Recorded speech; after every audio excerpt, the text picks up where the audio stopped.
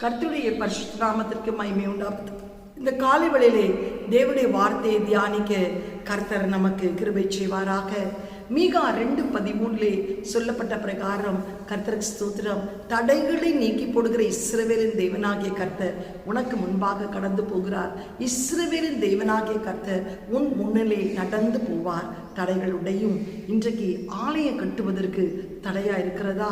ஊழியம் செய்வதற்கு தடையா இருக்கிறதா? ஆத்துமாக்களை ஆதாயப்படுத்துவதற்கு தடையா இருக்கிறதா? இன்றைக்கு ஆண்டவர் உன்னோடு கூட பேசுகிறார்.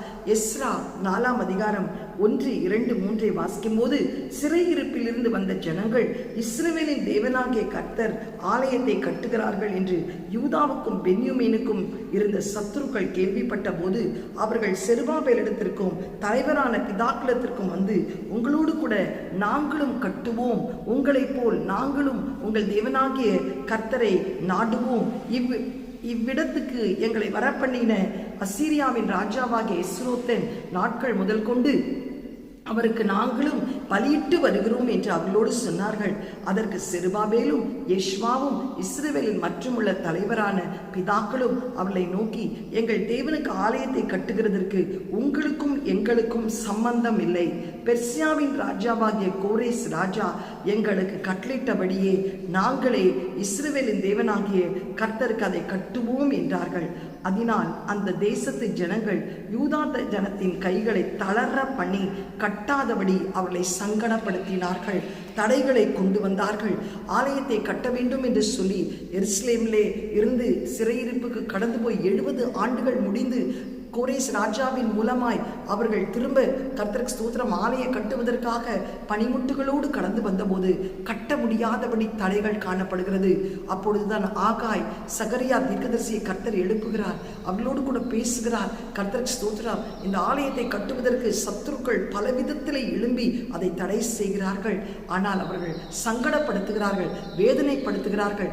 ஆனால் இவர்களோ திடமனதாய் இருந்து தேவன் எங்களுக்கு அந்த ஆலயத்தை கட்டி கொடுப்பார் என்று சொல்லி உறுதியாய் நிற்கிறதை நாம் பார்க்கிறோம். பல தடைகள், சன்பலா தோப்பியா போன்றவர்கள் பல தடைகளை கொண்டு வருகிறார்கள். ஆனாலும் நல்ல தலைவர்கள் தளர்ந்து போகவில்லை. எஸ்ரா, நெகேமியா, செருபாபேல், யெஷுவா இவர்களெல்லாம் தளர்ந்து போகாமல் உறுதியாய் நிற்கிறார்கள். அப்பொழுது தடைகளை நீக்கி போடுகிற இஸ்ரவேலின் தேவனாகிய கர்த்தர் அவர்கள் முன்னணியிலே கடந்து போய் அந்த செருபாபேல் இடத்திலே சொல்கிற ஒரு காரியம்.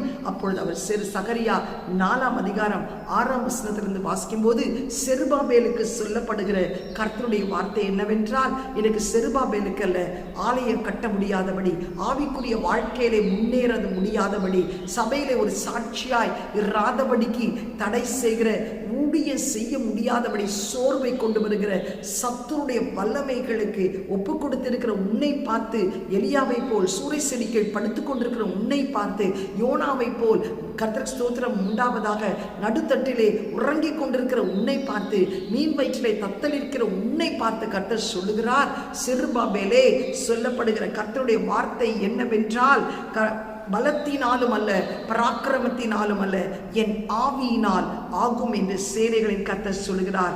பெரிய பர்வதம் நீ எம்மாத்திரம், செருபாபேலுக்கு முன்பாக நீ சமபூமி ஆவாய். தலைக்கல்லை அவன் கொண்டு வருவான், அதற்கு கிருபை உண்டாவதாக, கிருபை உண்டாவதாக என்று ஆர்ப்பரிப்பார்கள். பின்னும் கர்த்தருடைய வார்த்தை எனக்கு உண்டாகி, செருபாபேலின் கையில் இந்த ஆலயத்துக்கு அஸ்திபாரம் போட்டது அவன் கைகளே இதை முடித்து தீர்க்கும்.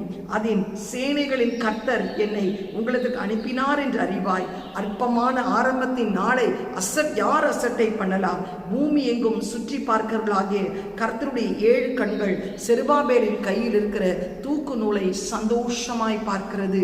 ஆம், எனக்கு பிரியமானவர்களே, இந்த காலவெளியிலே கர்த்தர் சொல்லுகிறார், நீ சோர்ந்து போயிருக்கிறாயா? ஆலயம் கட்ட முடியவில்லை, இடம் வாங்க முடியவில்லை, ஊழியம் விருத்தி அடையவில்லை, ஆத்துமாக்களை ஆதாயப்படுத்த முடியவில்லை என்று சொல்லி வேதனைப்பட்டு கொண்டிருக்கிறாயா? விசுவாசிகளுக்குள்ளே ஒரு வைராக்கியம் இல்லை, பரிசுத்தம் இல்லை, மறுரூபத்தின் அனுபவம் இல்லை என்று சொல்லி இன்னைக்கு அநேக தோப்பியா, சன்பலாத் உனக்கு விரோதமாய் எழும்பி இன்றைக்கு தடையாய் நிற்கிறார்களா? தடைகளை நீக்கி போடுகிற இஸ்ரவேலின் தேவனாகிய கர்த்தர் உங்களை பார்த்து சொல்லுகிறார், உன் ஆவிக்குரிய வாழ்க்கையிலே நீ எழும்பி பிரகாசிக்க முடியாதபடிக்கு இன்னைக்கு மங்கி எரிகிற திரியாய், நெறிந்த நாணலாய் காணப்படுகிறாயா? எனக்கு மங்கி எரிகிற திரி அணைக்காமலும் நெறிந்த நாணலை முறிக்காமல் இருக்கிற தேவன் சொல்கிறார், எல்லா பெரிய பர்வதங்கள் உனக்கு முன்பாக சமபூமியாக்கப்படும். உன்னுடைய பலத்தினால் அல்ல, பராக்கிரமத்தினால் அல்ல, தேவனுடைய ஆவியினால் ஆகும். கிருபை உண்டாவதாக, கிருபை உண்டாவதாக என்று நீ ஆர்ப்பரிக்கும் போது தேவனுடைய கிருபை உன் மீது ஊற்றப்படும். நீ எதை தொடங்கினாயோ அது ஆரம்பம் அற்பம், முடிவு சம்பூர்ணமாக இருக்கும். உன் கையில் இருக்கிற தூக்கு நூல் என் பார்வைக்கு மிகவும் சந்தோஷமா இருக்கிறது. தடைகளை உடைத்து கர்த்தர் அன்றைக்கு 52 நாளிலே இந்த ஆலயத்தை கட்டி முடித்து பிரதிஷ்டை செய்த போல் இன்னைக்கு உன்னுடைய காரியங்களிலும் கர்த்தர் ஜெயத்தை கட்டிடுவார். ஒருவேளை தேவன் சொல்லுகிறார், உன் இருதயமே தேவன் வாசம் பண்ணும் ஆலயம். அந்த ஆண்டவர் இருக்கிற இந்த ஆலயம் மிகவும் கேடுள்ளதா இருக்கிறதா? கோபங்கள், எரிச்சல்கள், கசப்புகள், வைராக்கியங்கள், கர்த்தருக்கு ஸ்தோத்திரம், துரோகங்கள், வீண் வார்த்தைகள், கெட்ட வார்த்தைகள் உனக்குள்ளே கொந்தளித்து அந்த ஆலயம் கெட்டு போய் உடைக்கப்பட்டிருக்கிறதா? இன்றைக்கு அதை திரும்ப திரும்ப கட்ட முடியாமல் நீ தவித்து கொண்டிருக்கிறாயா?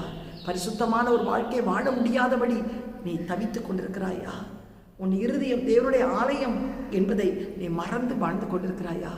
இன்றைக்கு ஆண்டவருக்கு ஒப்புக்கொடு.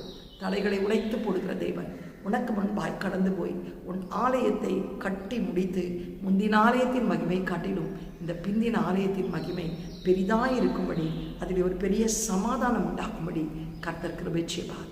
உனக்கென்று வாசல்களை திறப்பார், வெண்கல கதவுகளை உடைப்பார், இருப்பு தாழ்பால்களை முறிப்பார், அந்த காலத்தில் இருக்கிற புதியலும் ஒளிப்பிடத்தில் இருக்கிற பொக்கிஷங்களையும் உனக்கு தருவார்.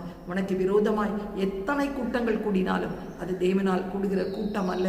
யார் உனக்கு விரோதமாய் கூடுகிறார்களோ அவர்களை உன் பட்சத்திலே கொண்டு வந்து உன்னை குற்றப்படுத்துகிற நாவுகளை குற்றப்படுத்தும்படி உன் வழக்காளிகளோடு வழக்காடி உனக்கு அவர் நீதி செய்கிற தேவனாயிருப்பார்.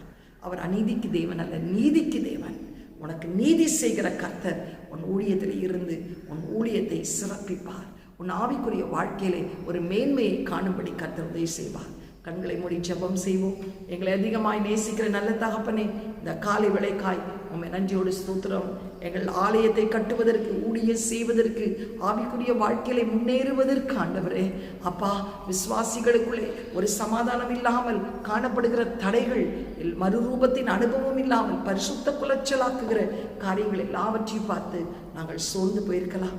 ஆனால் இன்றைக்கு தடைகளை நீக்கி போடுகிற இஸ்ரவேலின் தேவனாகிய கர்த்தர் எங்களை பார்த்து சொன்னீரே, உனக்கு முன்பா இருக்கிற பெரிய பர்வதங்கள் சமபூமியாக்கப்படும்.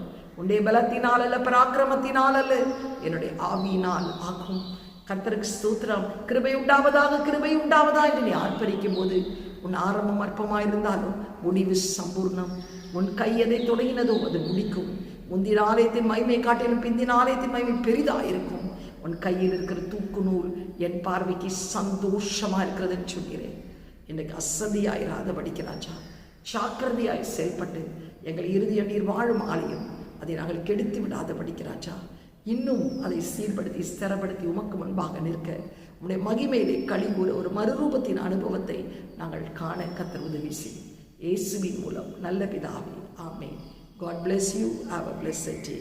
Amen.